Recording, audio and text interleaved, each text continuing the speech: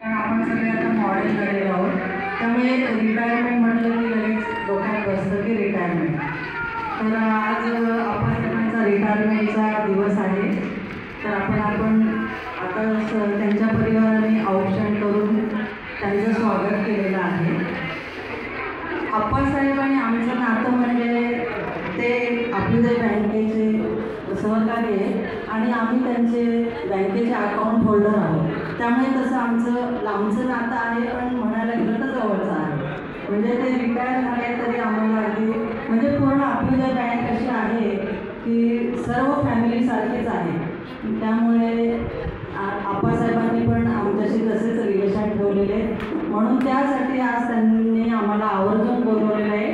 त्याबद्दल तिचा लाख मोलाचा वाट आहे, त्यामुळे तिचे पहिले आपण म्हणतो मी तिला दुसरा करतो.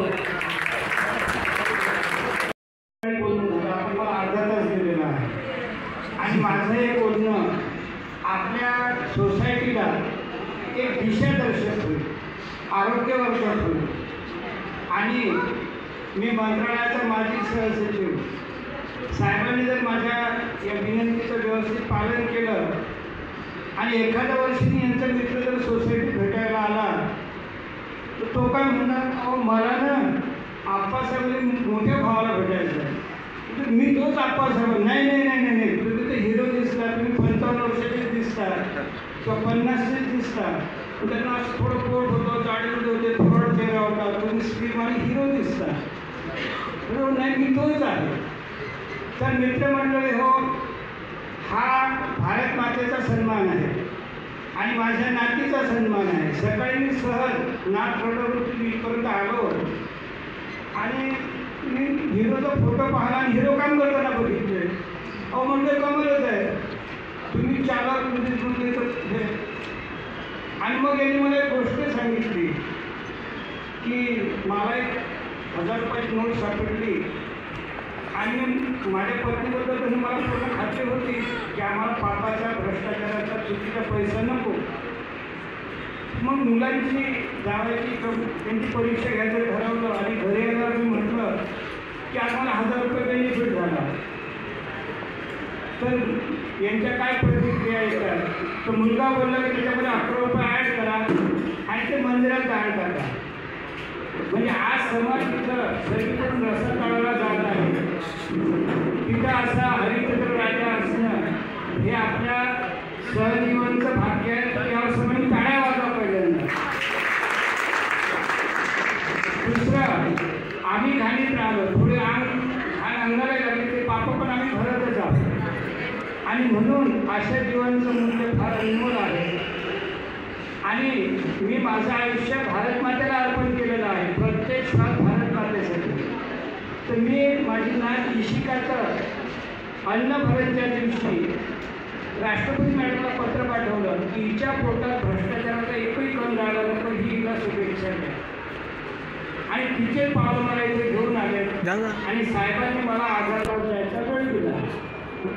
आता महत्त्वाचा मुद्दा असा की यांच्याबद्दल बोलले कौतुक चांगली गोष्ट आहे. या जवळपास हे म्हणजे 50 ते 70 वर्ष जगू आणि शेवटच्या श्वासापर्यंत धडधडी समाजसेवा करेल.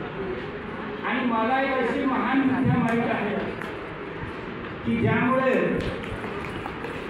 साधी आहार प्रणाली दोन मुलं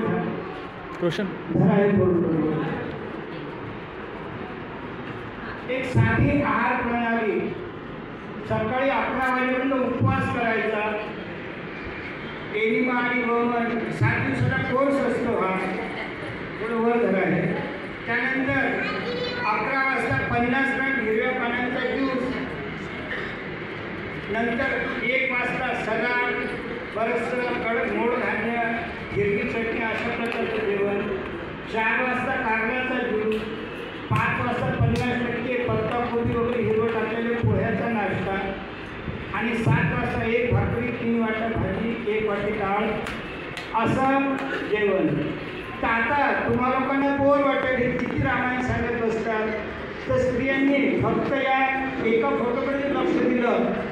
ही जाडी जाडी सासू, ती तिची सून, ती तिची नात आणि वर हे नवरा बायको आहेत. ही हिरोईन. तर ही एकच स्त्री आहे 3 महिन्यात हा आहार फॉलो करून तिचं सौंदर्य वाढलं, तिचं बीपी शुगर डायबिटीस सर्व गेलं. अशी ही महान विद्या तप सेवा सुमिरन इथे महिन्यातनं भारतात 3 शिबिरं होतात. 4 ते 5 किंवा 7,000 रुपये खर्च येतो आणि मरेपर्यंत गोळ्या घ्यायची गरज नाही. ज्याला कोणाला बीपी डायबिटीस शुगरच्या गोळ्या असतील, गायनिक थायरॉइड, तर प्रामाणिकपणे हे फॉलो करा. ही शिबिरं कुठं आहेत? मी एखाद्या मुलाचा वर्ग तुम्हाला स्वयं पूर्ण करेन. त्या शिबिराला जा. थायरॉइडच्या गोळ्या बंद होतात. जिथे टाटा कॅन्सरने सांगितलं की आजीबाई तुम्ही 3 आठवड्यात मरणार, ती म्हातारी 6-6 वर्षाचं धडधाकट शेती करते. आणि म्हणून हा संदेश तुमच्यापर्यंत जावा यासाठी आम्हाला इथे भारत मातेने पाठवलेला आहे. ही वनिता माने नर्स आहे, कॅन्सरमधून कव्हर झाली. ज्योती माहुरकर तर आजारांची डिक्शनरी